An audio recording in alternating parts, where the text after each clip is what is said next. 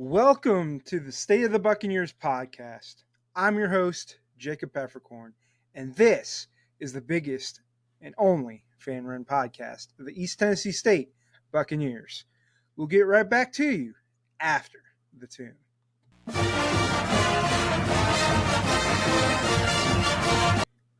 Welcome back to the State of the Buccaneers podcast. It's been about a month since I've come to y'all, sort of in the prime of basketball season in February. We are right on the cusp of March Madness. It is full on, full ahead, coming at you today. The SoCon tournament starts later this afternoon, about an hour. The Big South tournaments in Johnson City. There's a lot of different tournaments going on, mid-major tournaments. Arch Madness has started. Lots of conferences have started their conference tournaments. So I'm going to get into that. Sorry for the long wait. It's just been busy. I'm a working man, so I got that. I've got One Shining Recap podcast that's kind of been taken off. I've been doing a lot of work with them, with Travis, Matt, William Luke. We kind of record that on a regular basis. We'll have an episode out later here tonight. I'll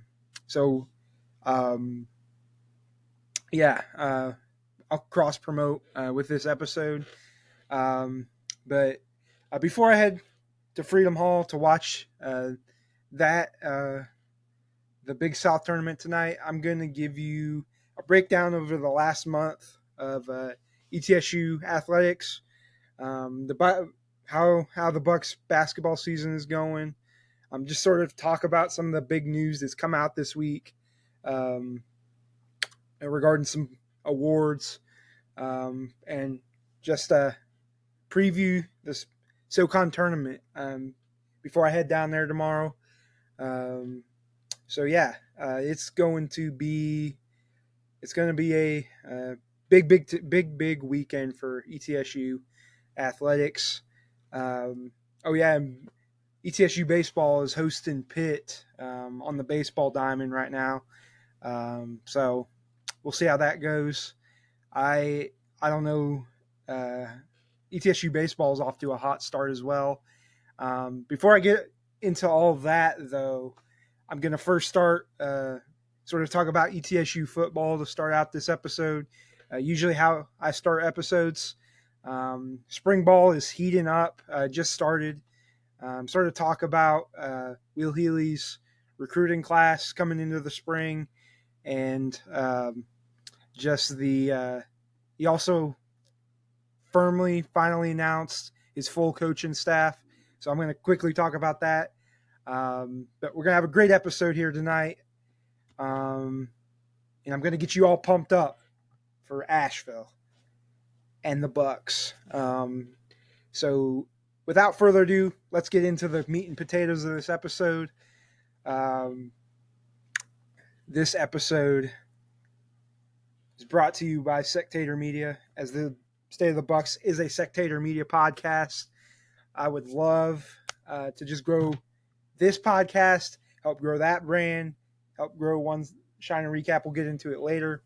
But yeah, let's get started. The first thing I wanted to talk about, we're going to sort of talk about National Signing Day for ETSU. They signed 6, I think, high school players. I know they're really transfer heavy. There wasn't a lot of space actually on this team coming into the next year, other than those that graduated, and there wasn't that many transfers. So the 6 that signed were Joshua Benson, an offensive lineman, 6'7", 337 pounds from Irmo, South Carolina. Good young size on the offensive line. Elijah Bleachton from Harvey, Florida. He's a defensive back, was a 2-star prospect on Rivals. Not much to say there. We definitely need some defensive backs. He's 6'3", 180, so he does have that length. Zion Cooley, a tight end / defensive end from Carrollton, Georgia. He was earned all region honors, so good depth there. Samuel Iro, linebacker from Collierville, Tennessee, was the Region 8-6A Co-Defensive Player of the Year. 21 sacks in just 10 games. He was a Mr. Football finalist in the state of Tennessee. We signed a kicker, punter, Ethan Lane, out of Hickson, Tennessee. So get a good start on that special teams. We kind of struggled since Tyler Keltner's left. So, yeah. Isaiah Thomas, not either of the NBA players, but a tight end defensive end from Antioch, Tennessee, 6'2", 220 pounds. Also a tight end defensive end special or double, had 176 tackles and 14 sacks in high school. So that was the 6. Pretty good prospects there. Not a lot to say because they're unproven at this point, but a lot of good size there. So I'm that's good for Healy. Good signings for Healy. I think he's going to be doing an excellent job on the recruiting trail, which he's proven so far with all those massive transfer signings. He has these 22 transfers. Let's quickly go through all of them. You have Jason Albritton, a running back from South Florida Ole Miss. I think we have gone through a lot of these before. He's averaged 4.8 yards per carry in his college career. He was a transfer from Ole Miss, or South Florida and Ole Miss. I think he came from Ole Miss, actually. It says he appeared in 18 games, 12 at Ole Miss and 6 at South Florida. In high school, he ran for 3,927 yards and 42 touchdowns. So that's definitely that connection through Cam Akins connections. Definitely got him there. Next transfer is Brian Alston, defensive lineman from Arkansas State. He came in. He was a 3-star recruit by 247 Sports. Was at Arkansas State. Oh, yeah, Charlie Browder. I think I forgot to mention him. He was the Dobbins-Bennett transfer product. He was at Tennessee and Central Florida. He's seen the action in 11 games with 10 yards in 2023 for the Vols. Was a 3-star. So good local kid to come back. Definitely going to help in the tight end room. He's 6'7", 255 pounds. So he is a big boy. Caven Call, yeah, we've talked about him before. At the defensive end out of Central Florida. Jonathan Klein from Central Florida as well, the offensive lineman. Jacoby Criswell, we covered that ad nauseum last episode. Jackson Crosby, Chris Davis Jr., we talked about all these. Jason Del Colonna, Ashton Flynn, I believe we talked about him. Drew Francis, we talked about him. Keyshawn Harvey, Wesley Horton, Cole Keller, Cade McNamara, covered him last episode. Trevor Moffitt, Ramari Oggs, Isaiah Potts, Demarius Rutker, Colin Rutland, Tariah Suthereth, Kendall Williams. He was the Carson Newman transfer. Okay, that covers all of them. I think that's all. We had covered all that before. Good to have that officially announced. That was all announced back at the beginning of February. Healy also announced his coaching staff, completed coaching staff on the 10th. I believe we just added our running backs coach. what's his name? Frick. Auburn, the Auburn guy. Turn coach. Kerryon Johnson. Kerryon Johnson was just named as the running backs coach here at ETSU, I believe.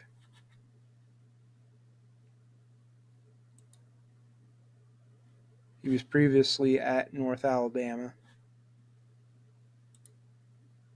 But yeah, Kerryon Johnson was just hired on from North Alabama, so big pickup for the staff. But I don't think he's on this list, but Will Healy's full coaching staff is completed. As the assistant head coach, tight ends coach, we have Brian Blackman. He spent the last 4 seasons at Central Florida. Patrick Covington, the offensive line coach, run game coordinator. He spent 2 seasons as the offensive coordinator and offensive line coach at the Citadel. The past 2 years, he also was an offensive coordinator at Lamar and offensive line coach at Coastal Carolina. Travis Cunningham, the linebackers coach. He was the linebackers coach at Appalachian State. He's worked on a lot of defensive staffs all over the South.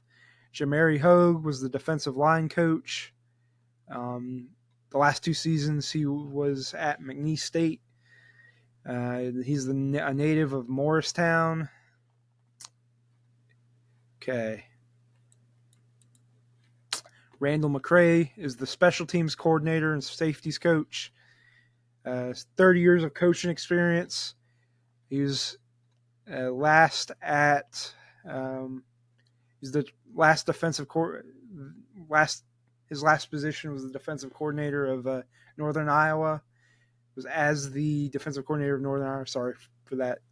I'm kind of rusty here since I haven't recorded in a while. He has had stops at power conference schools, including Clemson, Wisconsin, Pittsburgh, and South Carolina. And finally, the cornerbacks coach is Michael Mosa. He joins the Bucs after stops at UCF and ECU as a defensive graduate assistant. So, yeah, big time. So yeah, that's all I really have for football. I'm not really sure how spring football is, but I will post a recap of spring football after the spring game here in a couple weeks, in a few weeks. But yeah, there's not much to say other than he finalized his spring roster and his coaching staff, and I'm excited for Will Healy's first year. But yeah, I'm going to transition quickly, kind of run through the show quickly. I want to get over to Freedom Hall here. But yeah, the last month of the basketball season, it's been a wild ride. A lot of big wins, some falters. I've been in a lot of games, home and away. I think I came last to you on the 30th. Last time ETSU was coming off a loss against UNCG. I'm not sure.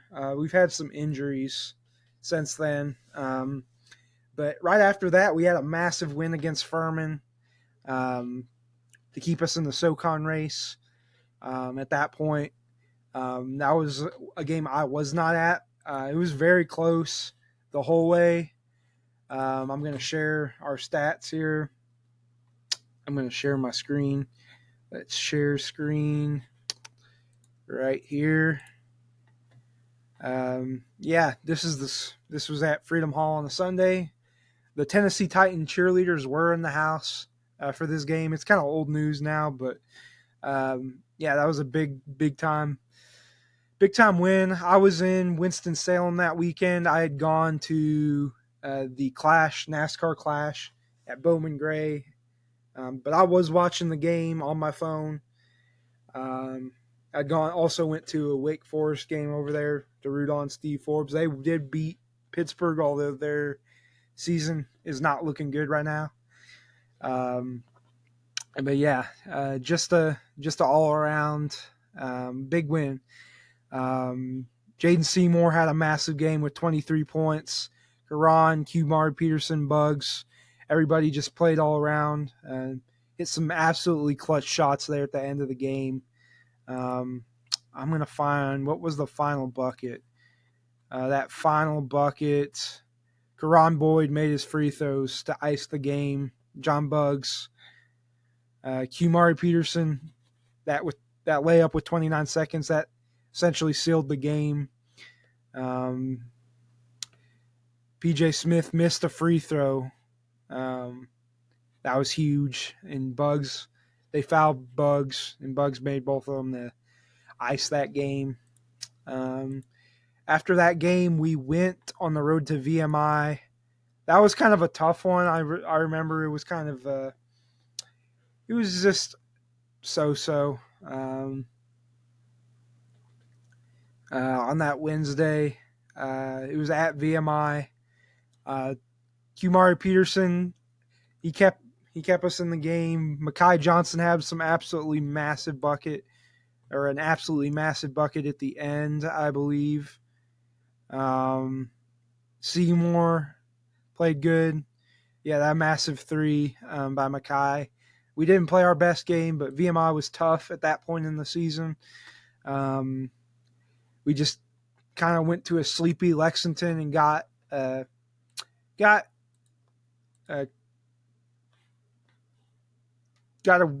tough win. Next up was the home game against Sanford. That was an absolutely massive game, the doubleheader.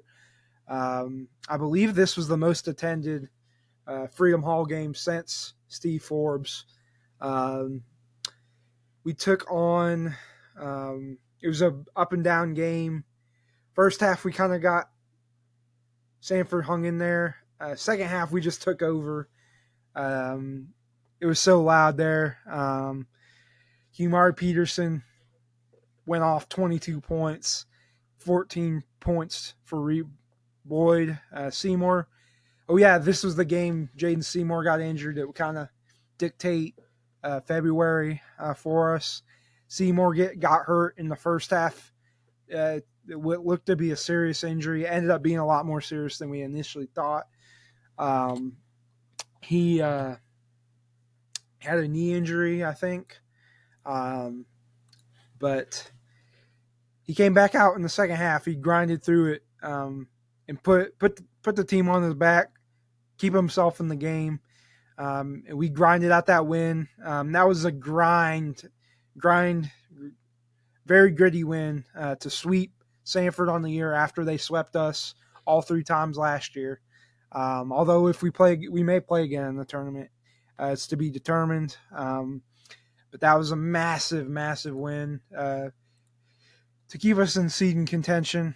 The next game, I was at this game, unfortunately. We went down to Western Carolina and just got skunked. We just didn't play good at all. Couldn't make a shot to save our lives. Qmari Peterson went 8 for 23, led us in scoring, tried to do what he could. Bugs had 13. Karan we just didn't have what it took to win that game. Shooting wise, Western they shot better from the 3-throw line, they didn't shoot that much better from the 3-throw line. They just played better as a team.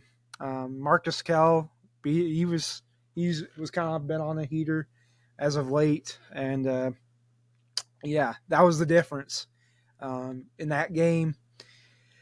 So yeah, that was a rough loss. I know me and Casey were down there we took that in. First time being in Colali for me. Their arena smelt like a church/library. I think it was because of the cloth seats or the tarps they put up from the lack of fans at games. There's like maybe 200 people in attendance, if that. But yeah, that was a rough loss for us, losing to one of the doormats in the conference. That game and the Wofford game earlier in the season dearly cost us. Next, we went on the road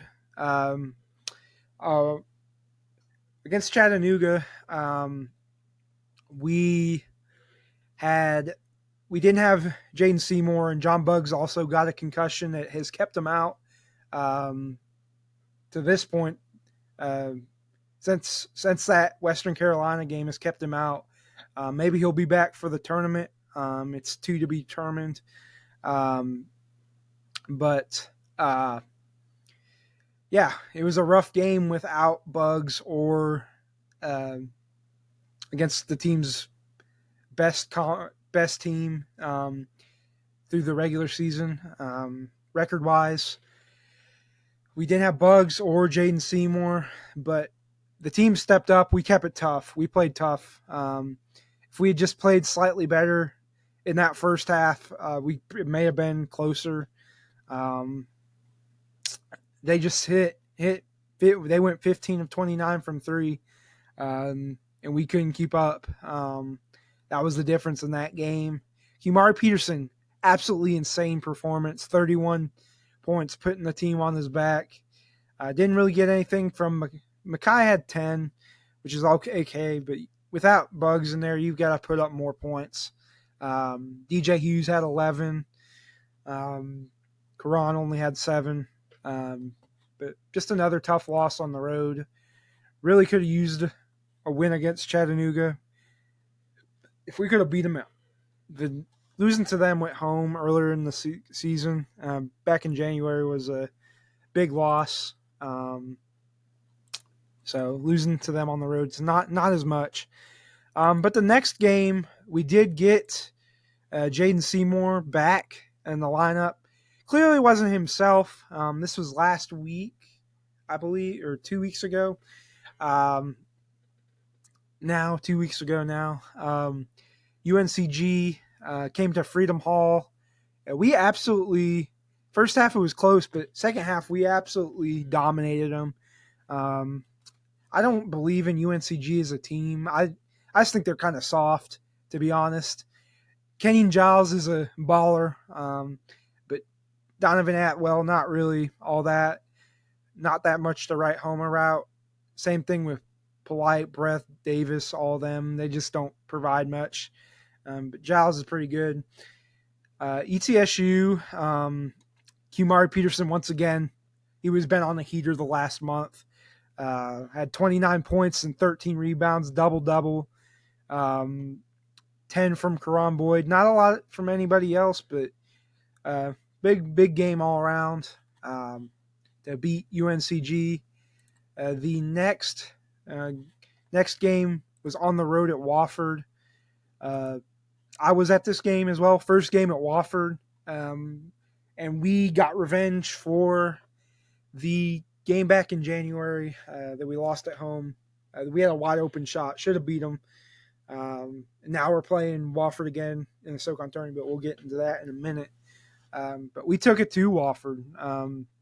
Score was a lot closer than the second half was. Was a close first half. Wofford hit a lot of their threes. But in the second half, the Bucks were just rolling. Quimari Peterson, another scorcher, was 6 of 9 from 3. Jaden Seymour played excellent. DJ Hughes, huge game from him. He crashed the boards a lot and hit a lot of huge buckets down the stretch. Struthers, he was also huge. Went straight to the rim. Not a lot of bench production, but hey, when your starters are playing that good, you don't need that. A lot of what Wofford did, a lot of comeback with the refs at the end. There was a lot of some suspicious fouls, if I had to guess. And Corey Tripp hit some threes towards the end to make it a closer game than it should have been. Corey Tripp had great great performance, and so did Jackson Silvish. We shut down Kyler Filowich from the field. We just took the ball out of his hands, didn't let him get to the rim, forced him to make free throws, and he didn't do much there. But that was a huge win down the stretch against two teams with winning records, two of the top 5 seeds in the, well, Wofford 6, but two of the better teams in the SoCon. Next at home, we got into a dogfight with Mercer. Mercer's a pretty good team for a first-year coach under Ryan Ritter. They hit a lot of clutch shots.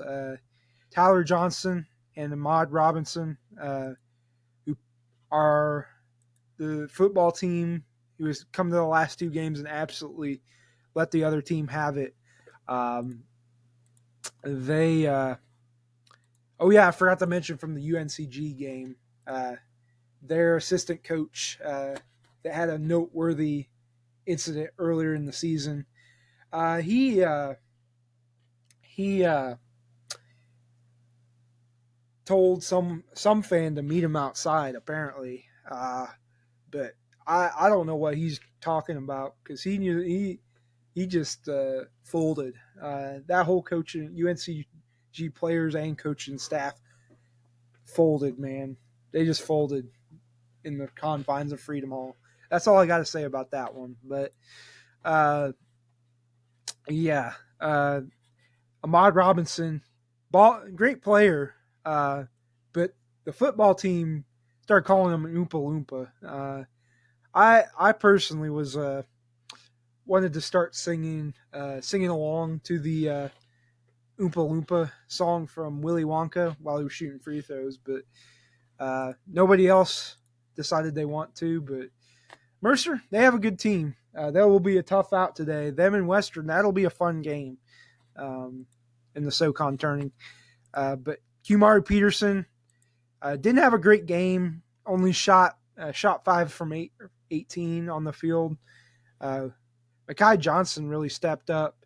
But Quimari Peterson had the big shot late to put away Mercer. That was a great home win on senior day. Just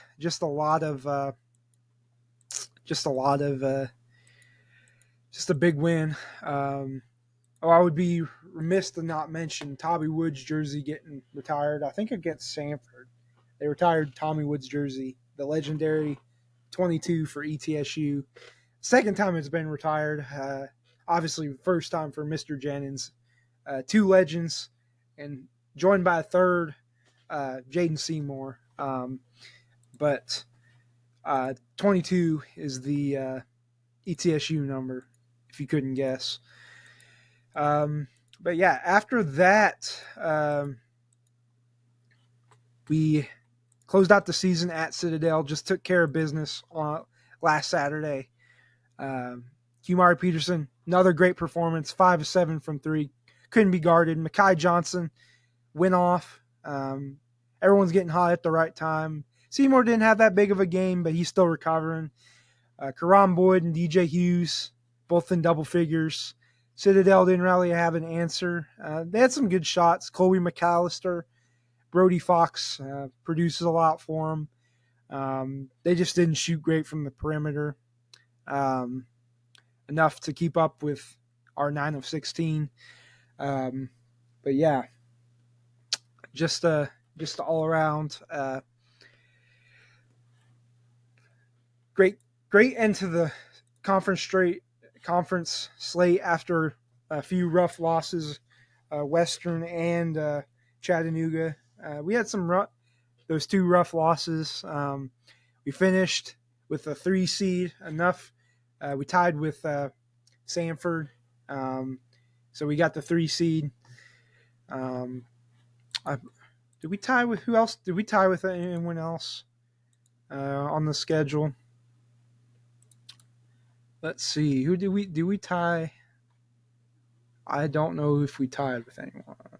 We just tied with Sanford. Anyway, we got the 3 seed heading into the SoCon tourney this weekend.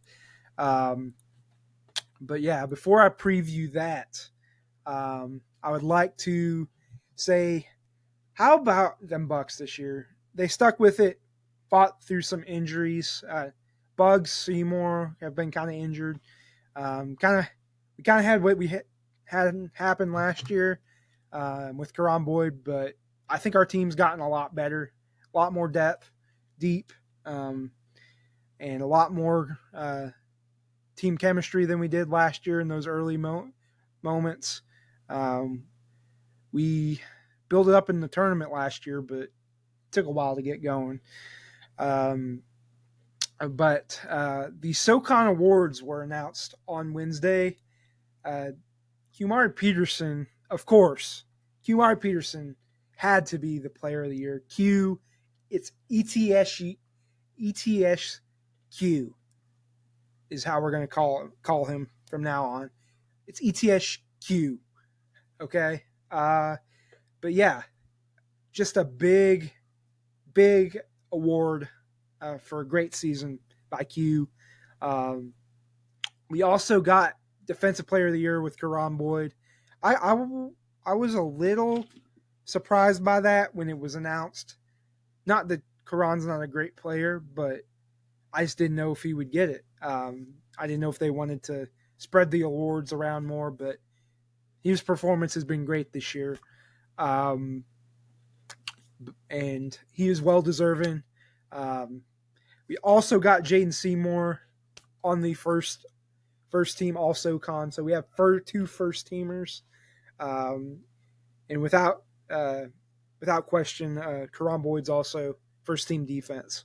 So all those awards are stacked up. Dan Earl got Coach of the Year. I believe Sixth Man of the Year was the Sanford. What's his name on Sanford?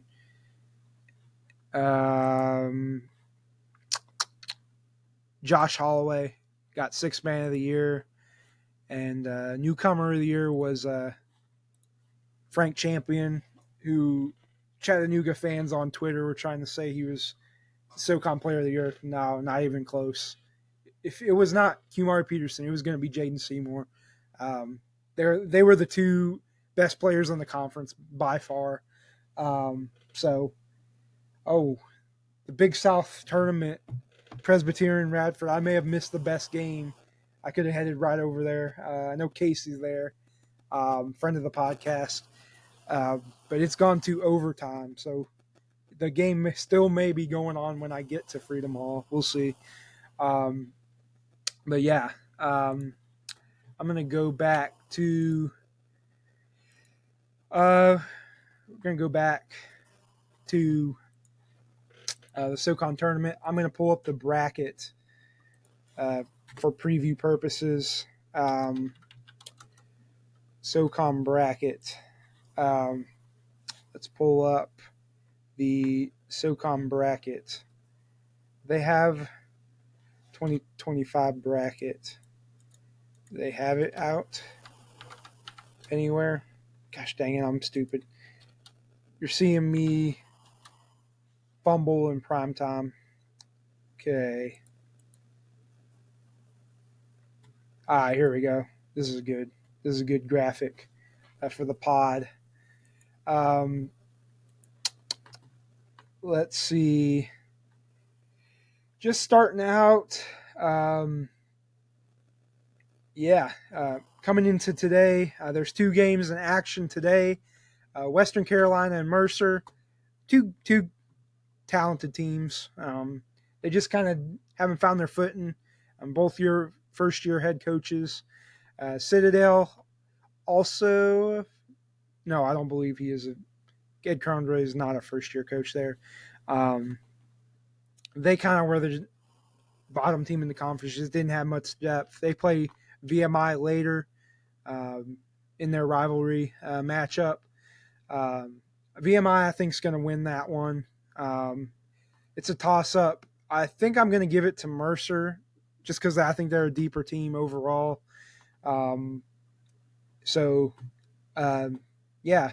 Tomorrow, first game will be Chattanooga versus whoever wins that game.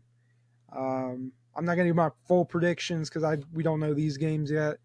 But you have Mercer, or you have Sanford Sanford versus Furman in that 4-5 game, which will be entertaining. UNCG versus VMI or the Citadel, and ETSU versus Wofford in that 6 o'clock game, which I will be there tomorrow for those last 2 games.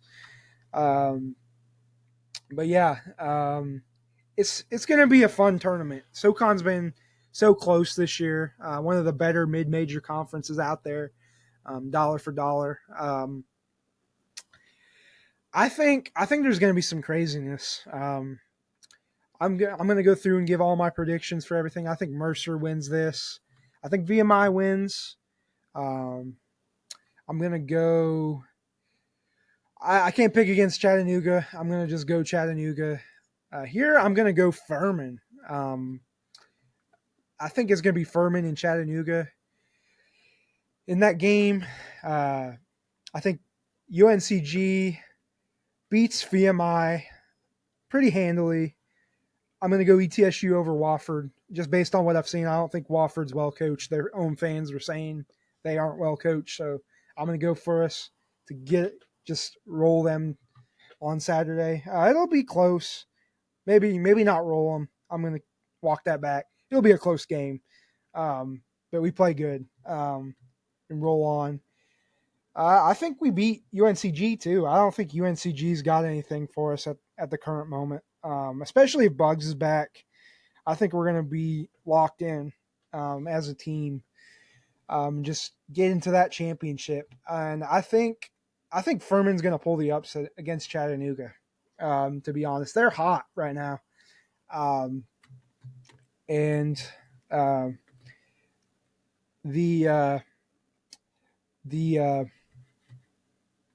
the championship, I think the Bucks are gonna take it home, man. I think the way we're playing, I think we're locked in. I think the Bucks are gonna take it all the way. So that's my predictions for right now. So I'm gonna stop sharing my screen. That's my predictions for the SoCon tournament. Hopefully it goes like I play, but it always could not. Chattanooga still looms large. It just could be. I think that them and Furman is going to be a toss up. Could be Sanford. Sanford's not played great as of late. But yeah, I think that's all I've got for my tournament predictions. But I'm just going to kind of do a quick rundown today. I think Quimari, Peterson, Jaden Seymour, that combo, Bugs, Karan. I think everyone as a team is gelling right now. So yeah, I'm just excited. I'm fired up for this weekend. Go Bucks. But that's all I've got as far as basketball. I do have a sad note. The Lady Bucks the women's tournament started yesterday. The Lady Bucks were eliminated. Just a disappointing end of their year. They had some good runs. Courtney Moore had an insane shot in overtime. They played UNCG in a doubleheader at Freedom Hall. Presbyterian just went ahead against Radford. But yeah, just a massive weekend to be a Buccaneer. What a great feeling it is to have basketball back after those down years. Basketball and football have come back full swing, and I'd be remiss to not mention ETSU baseball is rolling. ETSU tennis is as well. It's been a great few weeks to be a Buck, man. ETSU baseball is. Do I have it pulled up? Do I have ETSU baseball pulled up? I do not. They have started the season 10-2, and are 10-2. They've had their 2 losses are against Miami, Ohio, and Virginia Tech. They play Pittsburgh today. Hopefully that continues, but I'm going to have to get out to Thomas Stadium and watch some games this year. They play. I probably won't go to those Pittsburgh games. Maybe Longwood next weekend. Um, I'll go. Yeah, I'll probably go to a baseball night game next weekend. Uh, them or Sanford. Um, just a couple of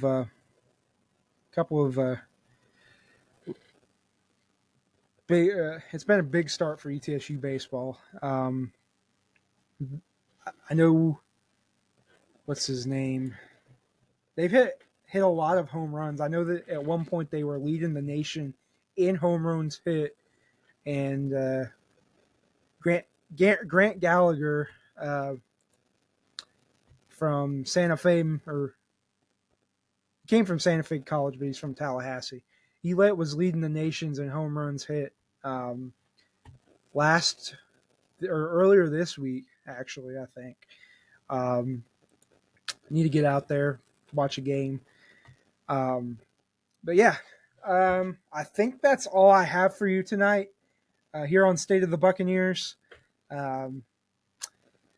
So I was just going to bring this episode, get it uploaded, do a SoCon tournament preview, maybe enhance your drive down to Asheville or your drive home from work if it gets up in time, or late night watch. But yeah, that's all I have for you today. Go donate for Bucks for Good. Keep Quimari Peterson at ETSU, ETSQ. NIL is huge in this day and age. Donate, build our athletic programs. Keep our players here. We don't want all these dumb Power Fives coming in, grabbing our players and running off in the night. Just a huge. What a time to be a Buck fan, man! What a time. But go subscribe to Sectator Media. Go subscribe to State of Bucks. Follow me on Twitter. Follow me on Instagram. Subscribe on Spotify. Go check out One Shine and Recap. I will link down in the description to Sectator Media, One Shine and Recap, and everything else. But that's all I have for you tonight. And I guess that's it. So enjoy your night, whatever you're doing, watching basketball, going on a date. Enjoy your Friday, enjoy your weekend. Godspeed and go Bucks.